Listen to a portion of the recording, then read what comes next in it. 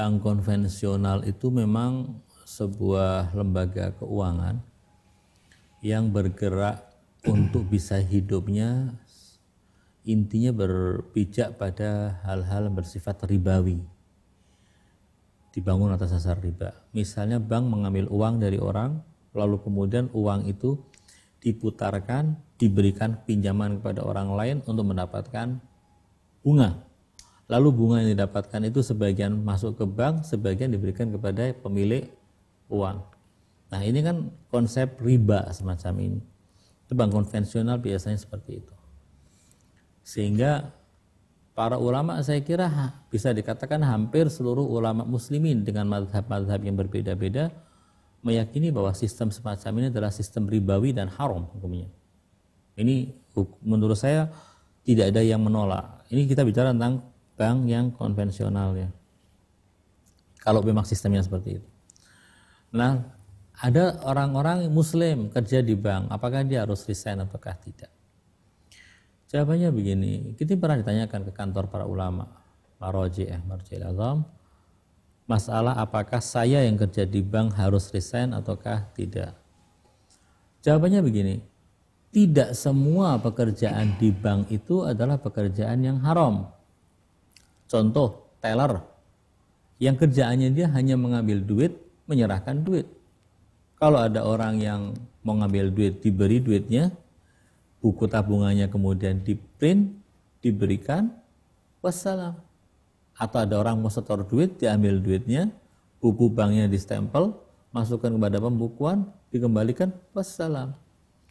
Si teller itu tidak melakukan kegiatan yang di luar syar'i. Misalnya di bank ada petugas security yang kerjanya adalah mengamankan kalau ada apa-apa. Kalau ada orang yang datang dibukakan pintunya, ini menarik di Indonesia, di tempat yang lain nggak ada. Pintunya dibukakan, ditanya oleh security-nya mau kemana. Kalau ini diarahkan ke sana, oh ya larinya ke sana misalnya. Apakah dia ada aktivitas yang diharamkan? Dia bukakan pintu apakah haram? Dia nutup pintu apakah haram? Dia tanya kepada orang apakah haram? Menunjukkan orang kepada tempat-tempatnya apakah haram? Kan tidak. Atau orang yang bekerja sebagai OB-nya itu juga tidak haram. Nah, lalu pekerjaan yang haram di bank apa? Pekerjaan yang haram di bank adalah orang yang memang mencari nasabah untuk misalnya ini, untuk melaksanakan sebuah transaksi ribawi. Misal mencari orang, mau nggak pinjam dari bank? Pinjam sekian, kembalikannya sekian. Ini orang ini yang langsung bergerak di bidang apa? Mencari nasabah untuk memberikan keuntungan ribawi kepada bank. Kalau dikatakan pekerjaan semacam ini haram, saya setuju. Dan banyak ulama mengatakan ini pekerjaan ini yang haram. Bahwa sistemnya seluruhnya haram, ya sistemnya itu haram. Tapi istilahnya kalau kita